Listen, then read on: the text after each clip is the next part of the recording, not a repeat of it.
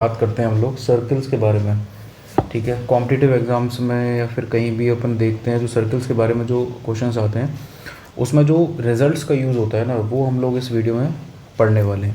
ठीक है, उन रिजल्ट्स को समझने वाले हैं, डायरेक्टली यूज़ कर सकते हैं जिससे हम उन रिजल्ट्स को आगे अपने क्वेश्चंस में।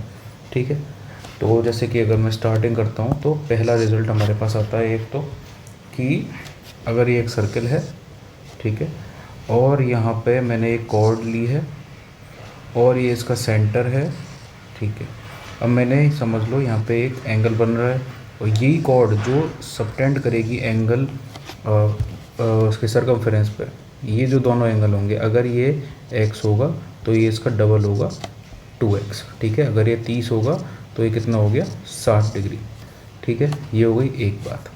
आगे चलते हैं, अगली चीज़ हमारे पास क्या है, एक फिर से सर्कल लिया है, ये मैंने सेंटर बना दिया, ये मैंने इसकी डायमीटर खींच दी। अब अगर मैं जो भी एंगल बनाऊंगा इसके अंदर, ये सारे के सारे जो एंगल्स बनेंगे ये कितने डिग्री के होने वाले हैं, 90 डिग्री के। यानी कि सेमी सर्कल के अंदर बने हुए जितने भी एंगल्स बनाऊंगा मैं, और मैंने कॉर्ड क्या ली है, डायमीटर, तो ये सारे एंगल्स कितने होंगे, 90 डिग्री के। ठीक है, अगले रिजल्ट पे चलते हैं हम लोग। अगला रिजल्ट है हमारे पास, अभी शुरू में आसान आसान कर रहे हैं, बाकी फिर आगे अपन जैसे जैसे आगे बढ़ेंगे तो बड़े बड़े रिजल्ट्स भी आएंगे। ठीक है, जो डायरेक्टली पूछे जाते हैं उसमें कॉम्पिटिटिव एग्जाम्स में। तो ये सेंटर हो गया, ये कॉर्ड हो गई। ठीक है, अब अगर मैंने इसको ऊपर से एक परपेंडिकुलर डाला, ठीक है, तो इसको एग्जैक्टली दो भागों में विभाजित कर देगा। ये बहुत ही सिंपल सी चीज़ है। ठीक है, ये भी आपको पता है कि ये जो यहाँ से यहाँ तक ये भी रेडियस है और ये भी रेडियस है। ठीक है, अब हम इसके ऊपर बेस्ड एक क्वेश्चन कर लेते हैं। ठीक है, क्वेश्चन ये है, जैसे कि क्वेश्चन क्या है, एक रिजल्ट ही है वो भी अपने आप में। ठीक है, वो है हमारा कि जैसे फिर से मैंने लिया डायमीटर और ये मैंने ले लिया भाई साहब, दो लाइंस हो गई। ठीक है, अब ये ऊपर से मैंने डाल दिया इस पर, ये परपेंडिकुलर होकर सेंटर से गुजर रहा है। ठीक है, ये आर है हमारी, ये आर है, ये भी आर है और ये भी आर है। ठीक है, अब इसका अगर अपन ट्रायंगल का एरिया निकालना चाहें, इस वाले ट्रायंगल का एरिया, तो वो कितना होगा, half into base into height. Half into base कितना हो गया हमारा आपकी बार 2r, और ऊंचाई कितनी है हमारी, सिर्फ r, तो 2 से 2 खत्म, r गुणा r यानी r स्क्वायर। तो यानी कि हम डायरेक्टली कह सकते हैं कि ये जो सेमी सर्कल में बनने वाला ट्रायंगल है, इसका एरिया कितना होता है, आर स्क्वायर, अगर मेरी हाइट इसकी r के बराबर हो जाए। ठीक है, आगे चलते हैं। ठीक है, अगला रिजल्ट है हमारे पास, ये हमने सर्कल ड्रॉ किया। ठीक है, ये हमारा सेंटर हो गया। तो ये हमने दो ये अपन ने कॉर्ड बनाई, उसके आसपास अपन ने रेडियस खींच दी, तो जितना एंगल ये होगा थीटा। ठीक है, अब अगर मैंने इसी लेंथ की कॉर्ड कितनी भी बना लूँ तो ये जो एंगल बीच में बनने वाला है हमेशा कितना होगा, थीटा ही होगा, यानी सेम ही होगा। ठीक है, अगर मैंने कॉर्ड सेम लेंथ की ली है तो जो एंगल बनेगा सेंटर पे वो भी सेम ही होगा, बशर्ते कॉर्ड सेम लेंथ की होनी चाहिए। ठीक है, चलो आगे चलते हैं। एक हमारे पास बहुत ही अच्छा रिजल्ट है कि जैसे ये मैंने मानी एक लाइन है, लाइन क्या कॉर्ड है, और ये दूसरी कॉर्ड है, इसको मैं नाम दे देता हूँ AB, इसको दे देता हूँ मैं CD, इसको मैं दे देता हूँ O। तो एक रिज़ल्ट हमारे पास आता है जो होगा AO into OB is equal to CO into OD। ठीक है, हो गया यार। ठीक है, यानी कि ये गुणा ये बराबर ये गुणा ये, बहुत ही सिंपल है। ठीक है, आगे चलते हैं। अब की बार हम लेते हैं, एक मैंने सर्कल लिया। ठीक है, अब की बार मैंने क्या किया, दो कॉर्ड्स को लिया और उनको बाहर इंटरसेक्ट करा दिया।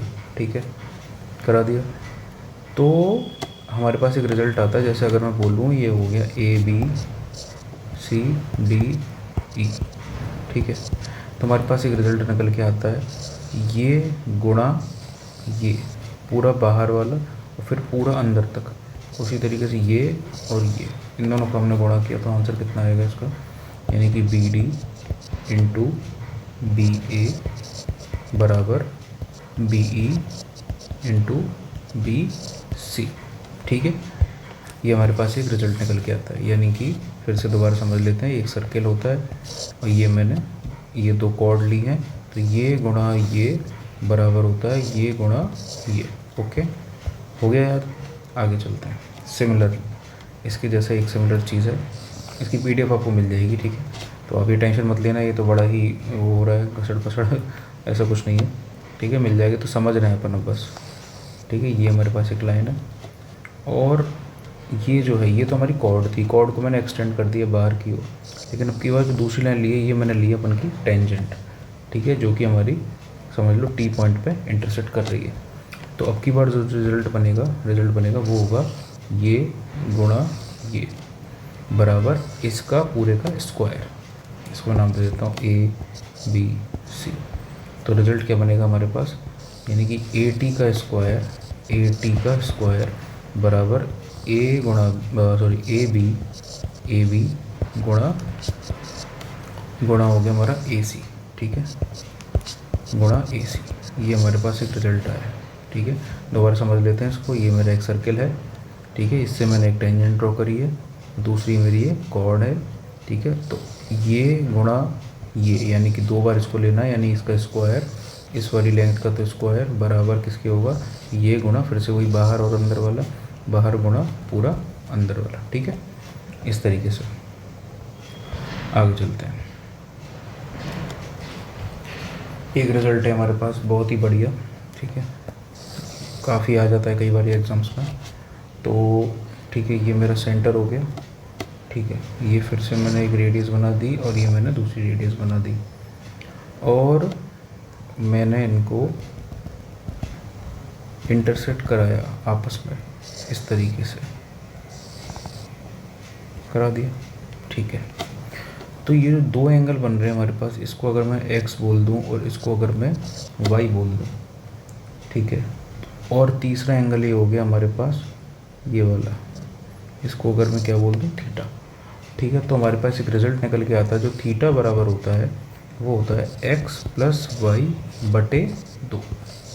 ठीक है, ये बहुत ही थोड़ा मतलब कठिन लग सकता है आपको, लेकिन ये बहुत ही ज़रूरी और अच्छा है। एक मतलब एक अगर इस पर क्वेश्चन आए तो ज़्यादातर लोग नहीं बना पाएंगे इसको। ठीक है, आगे चलते हैं। ठीक है, सिमिलर इसी टाइप का एक और है रिज़ल्ट हमारे पास। ये मेरा सर्किल हो गया। ठीक है, और मैंने एक ये सेंटर बना दिया, ये दो रेडियस हो गई हमारे पास। ठीक है, और फिर मैंने ये टोटल 4 रेडियस बना दी है इसमें। ठीक है, और ये मैंने इस तरीके से लिया है कि जो बाहर इंटरसेक्ट करें, ठीक है, बाहर इंटरसेक्ट कर रहे हैं, तो ये बन रहा है हमारे पास थीटा। और समझ लो इसको मैं x नाम दे दूं और इसको मैं y नाम दे दूं। ठीक है, तो जो हमारा थीटा आएगा अब की बार वो क्या होगा, x - y/2। ठीक है, आप देख सकते हैं दोनों में क्या डिफरेंस है। ठीक है, दिख रहा है आपको डिफरेंस इन दोनों में, इसमें x + y/2 है, इसमें x - y/2 है। डायग्राम से आप समझ सकते हैं कि यहाँ पे हो क्या रहा है। ठीक है, ये डायरेक्टली क्वेश्चन आ सकता है। आगे चलते हैं। अगर मैं एक क्वाड्रिलेटरल लूँ, या फिर मैं ऐसे कह सकता हूँ एक सर्किल लिया है मैंने, ठीक है, उसके आसपास एक क्वाड्रिलेटरल मैंने बना दिया। ठीक है, बना दिया, समझ लो टच कर रहा है, टच करना चाहिए। ठीक है, और स्क्वायर ही बन गया है, तो थोड़ा मैं इसको सही कर देता हूँ जिससे ऐसा लगे कि ये हो गया सर्कल। ठीक है, एक लाइन ये हो गई, एक लाइन ये हो गई, ठीक है, एक लाइन ये हो गई, और एक लाइन में इसको ऐसे ले लेता हूँ। ठीक है, तो जो हमारे पास ये सेंटर है इसका, ठीक है, इसको मैंने चारों कॉर्नर्स को ज्वाइन कर दिया, सेंटर से कर दिया, बहुत बढ़िया। ठीक है, अब हमारे पास क्या है कि अगर मैं इसको नाम दे दूँ A B C और D, ठीक है, नहीं C यहीं तक है, ये नहीं है एक्स्ट्रा। ठीक है, तो जो A + C होगा वो किसके बराबर होने वाला है, B + डी के। शर्त क्या है कि ये जो क्वाड्रिलेटरल है, ठीक है, इसके अंदर एक सर्किल होना चाहिए पूरा टच करते हुए सारी साइड्स को, ठीक है।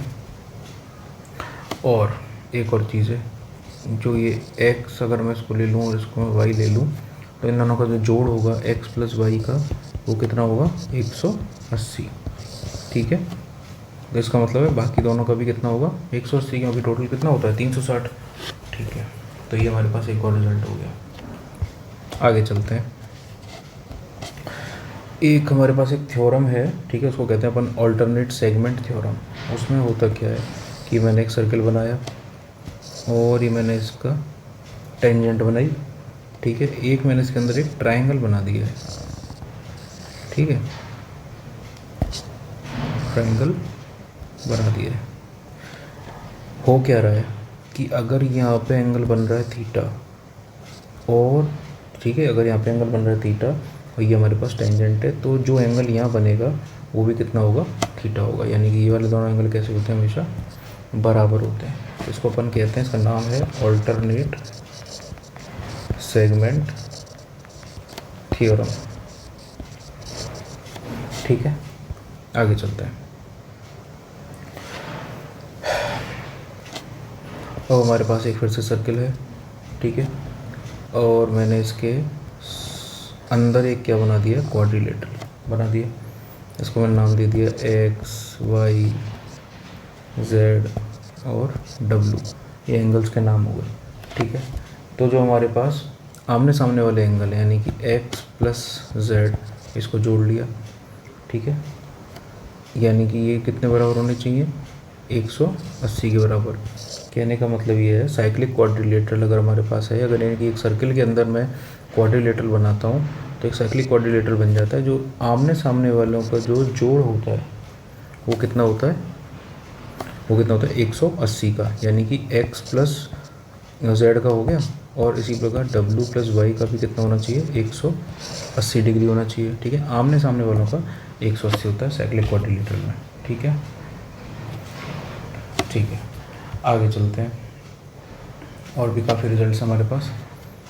अब मैं क्या करता हूँ, फिर से एक सर्किल लिया, ठीक है, इसके अंदर एक मैंने क्वाड्रिलेटरल ड्रॉ कर दिया साहब, बहुत बढ़िया कर दिया, ठीक है।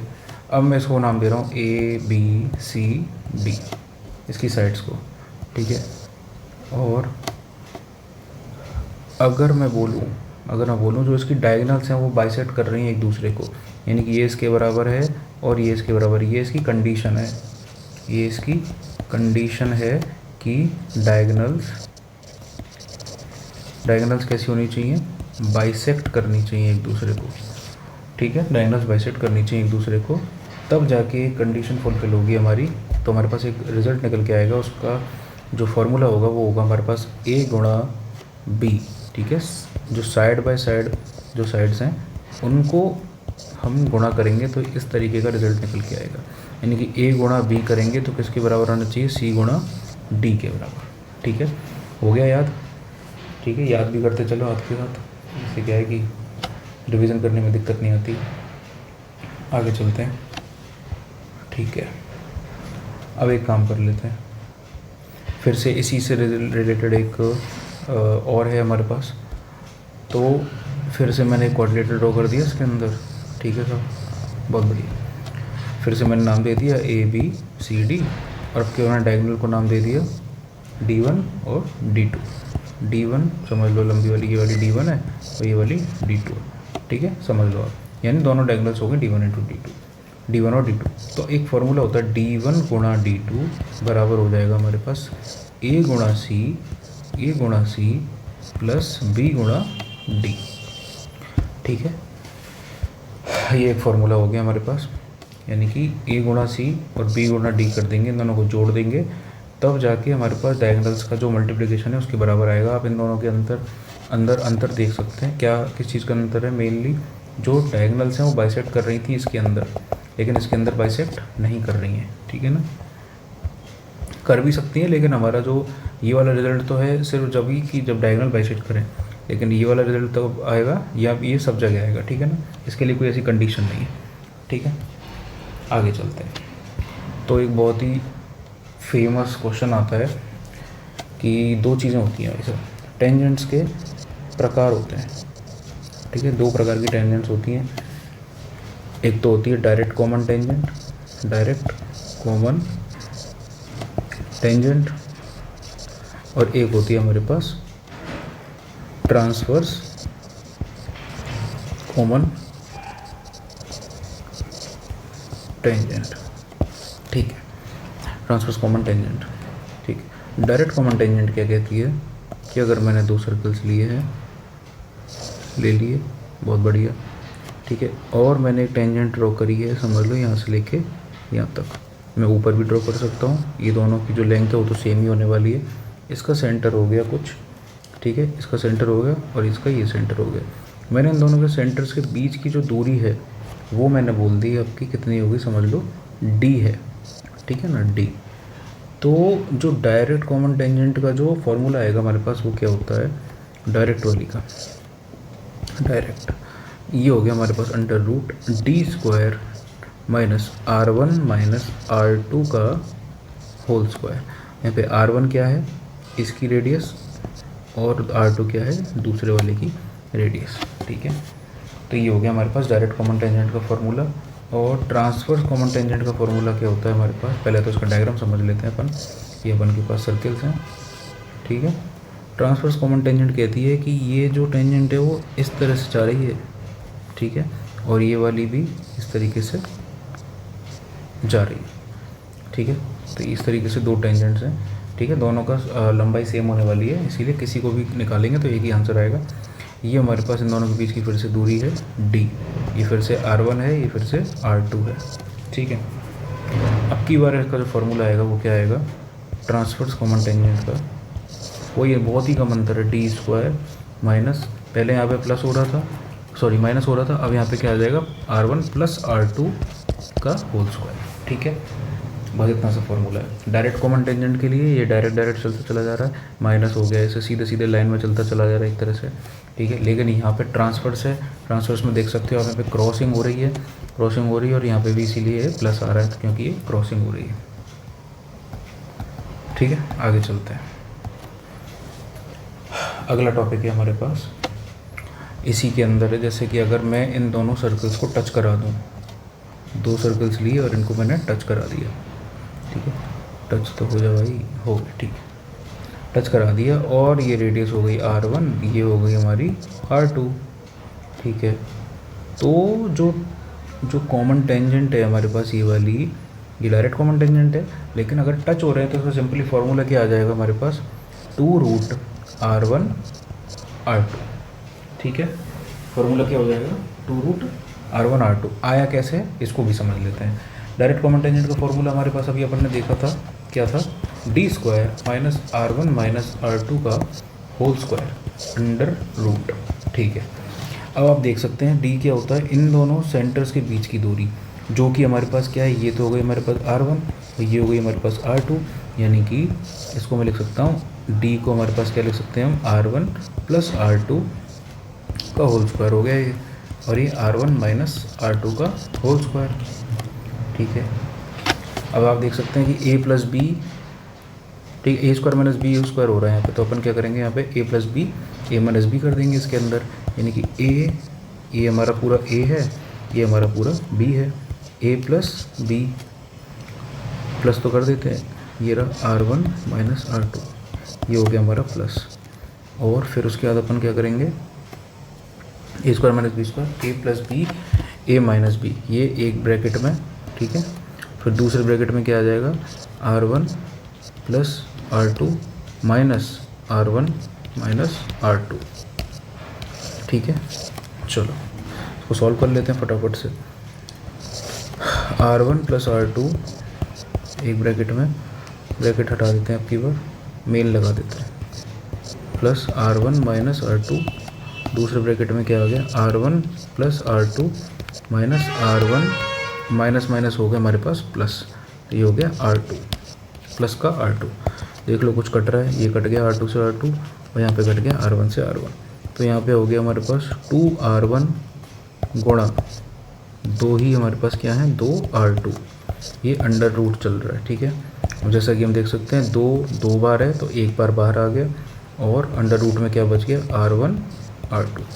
तो कुल मिला के हमको डायरेक्ट याद रखना है, हर बार सॉल्व थोड़ी करेंगे। अगर दोनों टच हो रहे हैं यानी जो D है हमारे पास R1 + R2 के बराबर हो जाती है, और ये जो डायरेक्ट कॉमन टेंजेंट है ये कितनी आती है 2R1 R2, 2√R1 R2, 2√R1 R2। ठीक है, डायरेक्टली याद रखना है। तो आगे चलते हैं। अब हमारे पास है एक सर्कल और फिर से हमारे पास है दूसरा सर्कल। बहुत बढ़िया, इनको टच करा देते हैं अपन पहले। अरे हो गया भाई, टच ही नहीं हो रहा है। हो गया भाई, हो गया नहीं, चलो ठीक है, ये टच हो गए।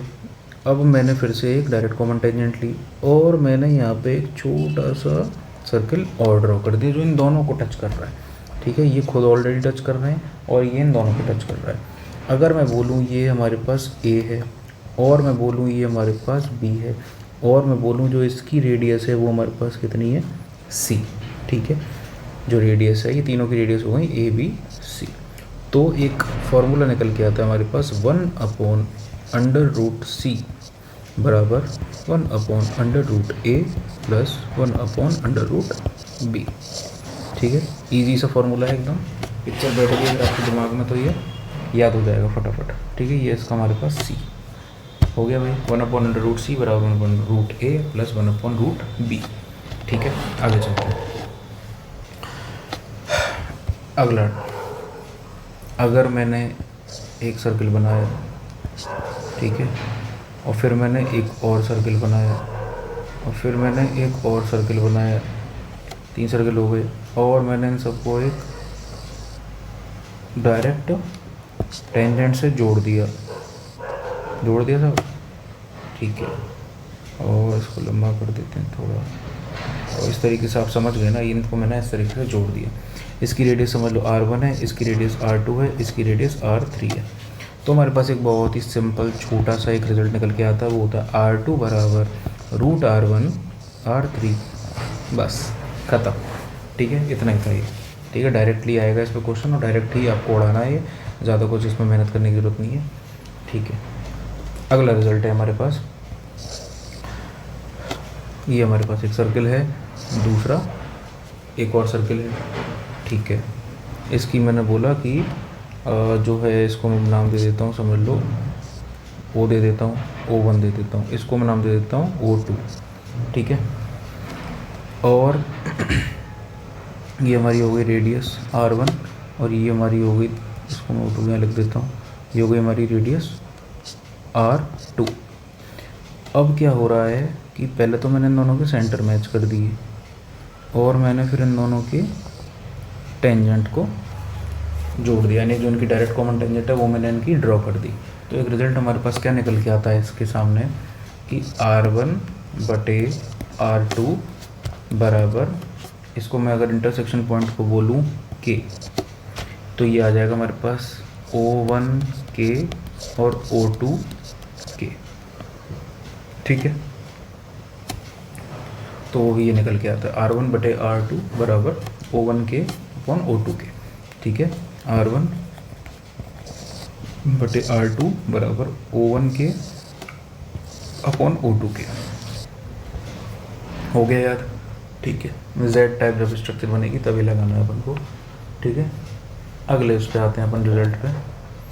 ठीक है, अब हम बात करने वाले हैं, ये 2024 के अंदर CGL प्री में पूछा गया था एक्सटर्नल इंटरसेक्शन के बारे में।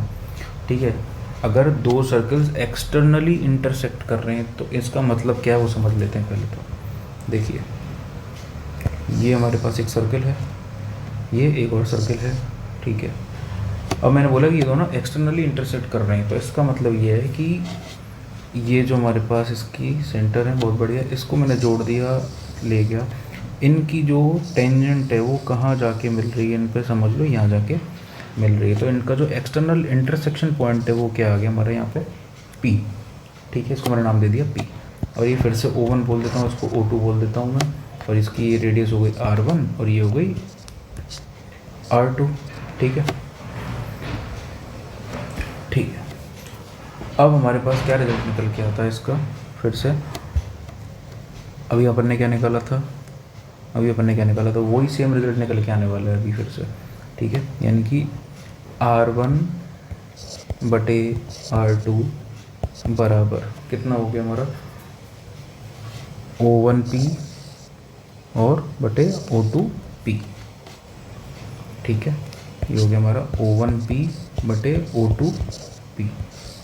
ये देखो देखने में सेम लग रहे हैं एकदम, ठीक है, कोई दिक्कत नहीं है। इसको मैंने के दे दिया, इसको भले ही, तो इसको अभी आप भले के दे दीजिए नाम, कोई दिक्कत नहीं है उसमें। ये हो गया हमारा के, ठीक है। O1K अपन O2K, इनमें कोई अंतर नहीं दिख रहा, लेकिन आपको डायग्राम में बहुत अंतर दिख रहा होगा इनके, ठीक है। तो एक तो हमारा ट्रांसफर्स वाली जो टेंजेंट थी उससे कट रहा था, ठीक है, ये वाला, और ये हमारा डायरेक्ट कॉमन टेंजेंट से कट रहा है, लेकिन एक्सटर्नली कट रहे हैं दोनों, ठीक है। तो हमारे पास ये फार्मूला निकल के आता है R1/R2 इस तरीके से, ठीक है। याद करने के लिए थोड़ा एक दिमाग में इस तरीके से एक पैटर्न बना लेते हैं। R1/R2 बराबर O1K अपॉन O2K। फिर से अगर बोलें R1/R2 बराबर O1K अपॉन O2K, ठीक है। इस तरीके से आपको याद करने में हेल्प हो जाएगी। इससे आगे चलते हैं और ठीक है, आगे चलें अपन अगर, तो ये एक हमारे पास एक, अगर मैंने एक सेमी सर्कल ड्रॉ किया है, ठीक है, कर दिया था, इसके अंदर मैंने छोटे छोटे 2 सेमी सर्कल ड्रॉ कर दिए, ठीक है। इसके ऊपर मैंने एक फुल बड़ा सर्कल ड्रॉ कर दिया, ठीक है। तो जो इसकी रेडियस आने वाली है ना, इसकी जो रेडियस आने वाली है वो कितनी हो जाएगी वो देखते हैं, ठीक है। इनके सेंटर से अगर मैंने इस पूरे सेमी सर्कल की जो डायमीटर है इसको मैंने R मान लिया, ठीक है। तो ये हो गया हमारे पास जो स्मॉल r होगा वो क्या हो जाएगा R/6, ठीक है। 6 बार इसका हिस्सा कर दिया मैंने, ठीक है। इसी प्रकार से अगर मैं एक कॉमन टर्म लूँ तो ये हमारे पास सेमी सर्कल है और ठीक है, ये इसका डायमीटर हो गया। इसके बाद मैंने इसको 4 भागों में बांट दिया और फिर यहाँ पे एक सर्कल मैंने ड्रॉ कर दिया, ठीक है। और जो इसकी रेडियस आएगी वो कितनी होगी, हमेशा 2R/5, ठीक है। इसके थ्रू आप डायरेक्ट निकाल सकते हैं जब भी कोई पूछा जाए। तो R क्या है, R ये हमारे पास पूरी लेंथ है, ठीक है। तो इसका जो एक बेसिक जो उसका फॉर्मूला निकल के आता है हमारे पास NR/2n+1, ठीक है। ये फॉर्मूला क्या कहता है, n क्या है यहाँ पे, n है हमारे पास नंबर ऑफ सेमी सर्कल्स, ठीक है, drawn on radius of large circle, ठीक है। यानी कि यहाँ पे जैसे 4 है यहाँ पे, तो यहाँ पे n की वैल्यू हम 4 रख देंगे और r की वैल्यू तो हमको पता ही है, ये जो हमारे पास डायमीटर दे रखा हुआ पूरे बड़े वाले सेमी सर्कल का, ठीक है। तो इस तरीके से हो गई। इससे क्वेश्चन बहुत कम आते हैं, याद करना है तो करो, नहीं तो रहने नहीं देना इसको बोले, ठीक है। आगे चलते हैं, ठीक है। अब मैंने क्या किया, एक सर्कल लिया, सर्कल ले रहे हैं बहुत देर से, परेशान हो गए हम सर्कल ले लेके, ये फिर दूसरा ले लिया भाई साहब। अब मैंने क्या किया, इन दोनों को जोड़ दिया, ये हो गया हमारे पास डायरेक्ट कॉमन टेंजेंट, बहुत बढ़िया बात है, कोई दिक्कत वाली बात ही नहीं है। इन दोनों पॉइंट्स को भी मैंने जोड़ दिया, ठीक है। ये हमारे पास हो गया P, ये हो गया हमारे पास Q, ठीक है। और मैंने इसको अगर नाम दिया X और ये हो गया हमारे पास Y, ठीक है साहब। और इनको भी नाम दे देते, ये जो पॉइंट है ये हो गया हमारा A, ये वाला, और ये भी हो गया हमारा, ये कितना हो गया B, ठीक है। तो एक बहुत ही छोटा सा प्यारा सा फॉर्मूला है हमारे पास। डायरेक्टली अगर हमको जल्दी क्वेश्चन करना है, सेकंड्स में उड़ाना है, तो हमारे पास क्या फॉर्मूला है कि जो PQ² होता है वो होता है हमारे पास XY² माइनस ABK² के, ठीक है सर। आगे बात समझ, ठीक है। एग्जांपल लेना है इसका, एक एग्जांपल ले लेते हैं, ठीक है, उससे क्या ज़्यादा क्लियर होगा थोड़ा सा। अगर मैंने बोला, समझ लो ये PQ है 3 सेंटीमीटर का, ठीक है, और ये हमारे पास इसको टच कर रही है, और ये जो पूरी लाइन है, ये लंबी चौड़ी लाइन है, ये समझ लो हमारे पास हो गई, समझ फॉर एग्जांपल मान लेते हैं, ये हो गई समझ लो 8 सेंटीमीटर की बड़ी वाली, ठीक है, बड़ी वाली 8 सेंटीमीटर की हो गई, और ये कट कर रही है समझ लो हो गई 6 सेंटीमीटर की, ठीक है। तो हमारे पास अगर मुझे क्या निकालना है, पी क्यू निकालना है, ठीक है। तो मैं पी क्यू मानूंगा क्यों इसको अभी ना, ये मेरा पी क्यू हो गया। तो पी क्यू अगर मुझे निकालना तो मैं डायरेक्टली निकाल सकता हूँ। कैसे निकालेंगे, पी क्यू स्क्वायर बराबर पूरे का स्क्वायर यानी कि 8 का स्क्वायर माइनस 6 का स्क्वायर, ठीक है। 8 का स्क्वायर यानी 64, 6 का यानी 36, ये आ गया आपका कितना 28, सही है ना, 24, ठीक है 28। पी क्यू स्क्वायर का मान आया है तो ये रूट कर देंगे तो हमारा आ जाएगा पी क्यू का मान √28 डायरेक्टली, कुछ हमको ज़्यादा नहीं करना पड़ा इसमें, ठीक है। सिंपली फार्मूला हमने लगाया, देख लो आप इसको एक बार, ठीक है। आगे चलते हैं, चलिए। ये बहुत ही इंपॉर्टेंट फार्मूला, बहुत कॉमन क्वेश्चन आते हैं इस पे, तो बहुत कॉमनली आते हैं, इसको देख लेते हैं। ये मेरा हो गया सेंटर, ठीक है सर, और ये हो गई मेरी एक कॉर्ड, मैंने इस कॉर्ड को मिला दिया रेडियस के थ्रू सेंटर से, और मैंने यहाँ से क्या किया, मैंने खींच दी भाई साहब टेंजेंट्स, खींच गई टेंजेंट, बहुत बढ़िया। यहाँ पे एंगल बन रहा है अगर थीटा, और यहाँ पे बन रहा है, वो बताएंगे कितना बन रहा है।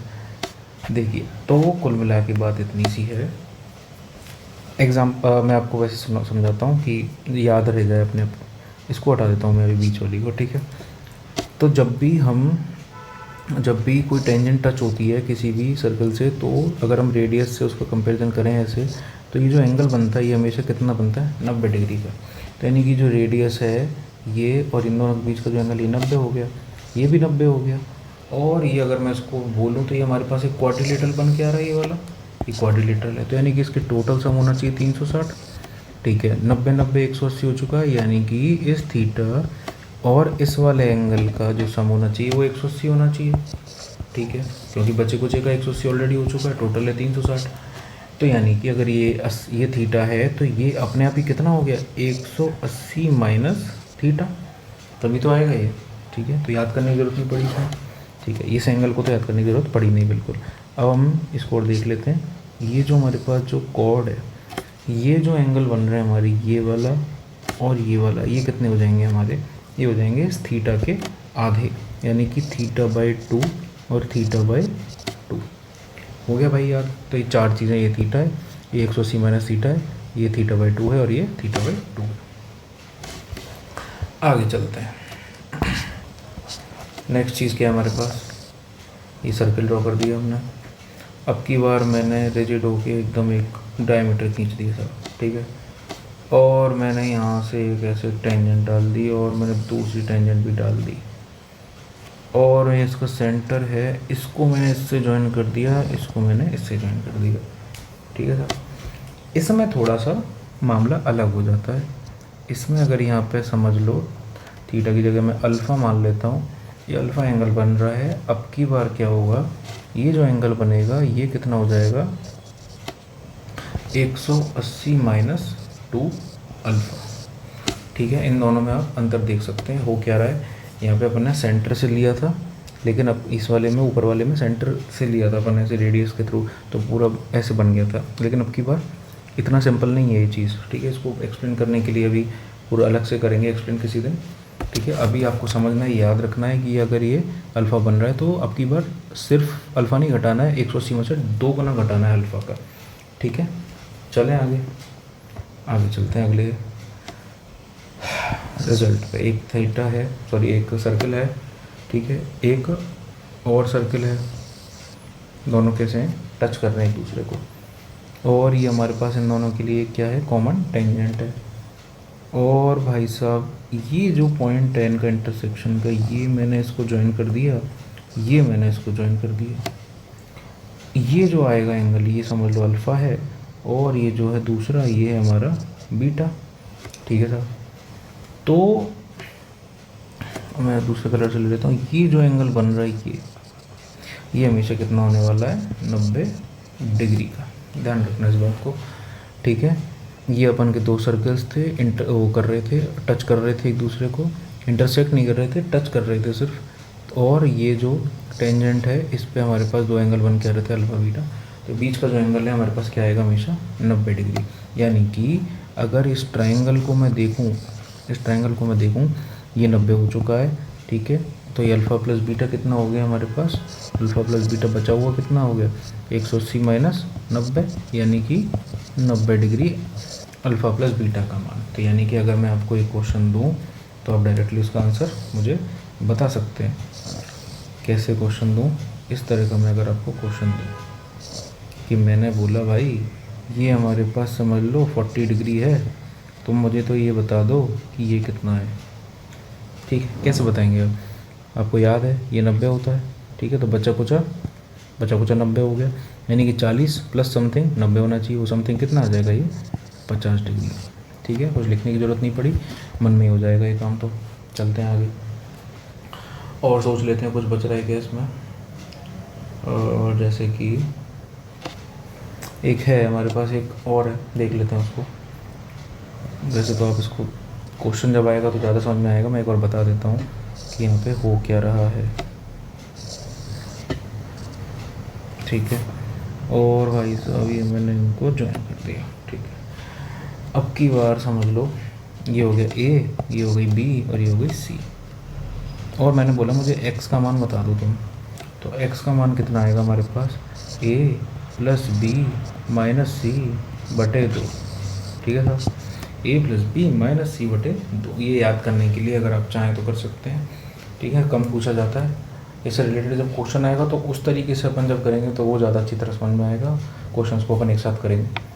ठीक है, एक और है हमारे पास एक, तो आइए, ये बहुत ही एकदम भिन्न प्रकार का है। अगर आप देखें इसको तो जनरली नहीं मिलता, लेकिन जब मिल गया तो होता भी नहीं कि फिर किसी पे। ठीक है ना, तो उसको अपन देख लेते हैं। जैसे कि ये मेरी एक लाइन है, ये दूसरी मेरी कॉर्ड है, कॉर्ड के अपन सीकेंट कह सकते हैं, इसको सीकेंट कहते हैं। ठीक है ना, और ये हमारे पास एक सीकेंट है और दूसरी हमारे पास, हाँ ये थोड़ा सा हो गया, समझ लो ये सीकेंट है और ये दूसरी हमारे पास सीकेंट है। ठीक है सर, ये समझ लेना, अब ये इसी इन पॉइंट्स पे कट रही है। ठीक है ना, और मैंने बोला ये हमारे पास है, समझ लो अल्फ़ा, ये हमारे पास बीटा। तो अगर मैं आपसे पूछूं कि मुझे तो ये एंगल बता दो आप, ठीक है, ये वाला एंगल बता दो, तो ये वाला जो एंगल आएगा, ध्यान से सुनना, क्या होगा, 90 माइनस अल्फ़ा प्लस बीटा बटे 2। ठीक है साहब, कैसी रही, बढ़िया। कम देखने को मिलते हैं, लेकिन जब मिलता है तो जनरली नहीं होता है। तो अल्फ़ा प्लस बीटा बटे 2, इसको मतलब जो भी है समझ लो, एग्जांपल ले लेते हैं। समझ लो हमारे पास ये हो गया 40 और ये समझ लो हमारे पास हो गया 30। ठीक है, अल्फ़ा प्लस बीटा हो गया 70 बटे 2 यानी 35। तो ये जो हमारे पास एंगल आ गया, ये आ गया 90 माइनस 35, ये हो गया आपका कितना, 55। सही है, 55 हो गया। ठीक है, तो ये हो गया हमारा 55 डिग्री का, बहुत बढ़िया। और सोच लेते हैं कुछ है क्या इसके अंदर, और तो ठीक है, एक और है, एक और कर लेते हैं। ठीक है, जैसे कि ये हो गया हमारे पास एक सर्कल, ये हो गया हमारे पास दूसरा सर्कल। ठीक है साहब, अब मैंने क्या किया, मैंने इन दोनों को जोड़ दिया डायरेक्ट कॉमन टेंजेंट से, और इन दोनों को भी मैंने जोड़ दिया। ठीक है साहब, बहुत बढ़िया, जोड़ दिया, और मैंने इन दोनों को भी जोड़ दिया।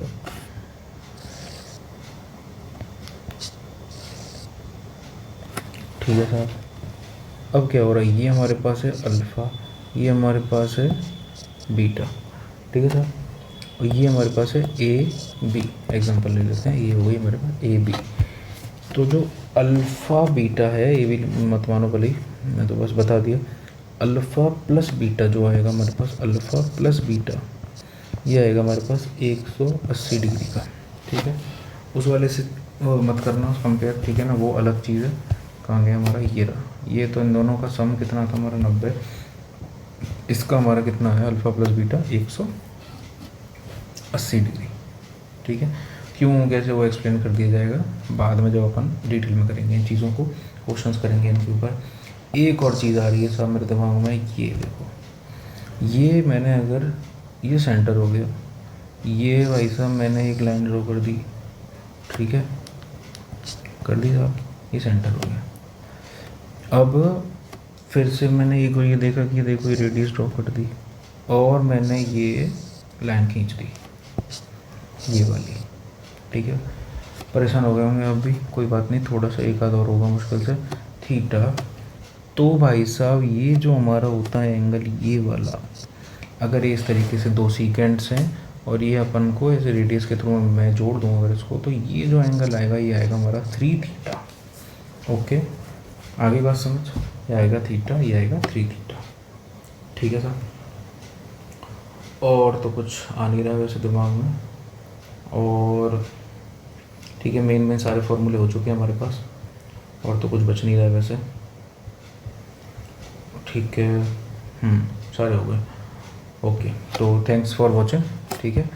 आप सब्सक्राइब कर सकते हैं इस चैनल को, इसका नाम है मैथ्स प्लेन, ठीक है। तो ये कॉम्पिटिटिव एग्ज़ाम्स का भी मिलता रहेगा आपको कुछ ना कुछ कंटेंट। इतने सारे अपन ने ये रिजल्ट्स जो लिखे हैं यहाँ पे समझे हैं, इनको अपन एक PDF बना के दे दूँगा मैं, उसको आप रेफ़र कर सकते हैं एग्ज़ाम से पहले, फटाफट 2-3-10 मिनट में उसको आप आराम से पढ़ सकते हैं। फार्मूलाज को एक बार रिवाइज़ करना, उससे क्या होगा कि जो मतलब जो ऐसे क्वेश्चन हैं जो होने ही चाहिए थे तो वो हो ही जाएंगे। फिर ऐसे नहीं कि मतलब सिर्फ सिंपल फार्मूला बेस्ड क्वेश्चन भी आप छोड़ के आ रहे हैं, वो नहीं होगा फिर, ठीक है ना। Okay, thanks for watching, bye.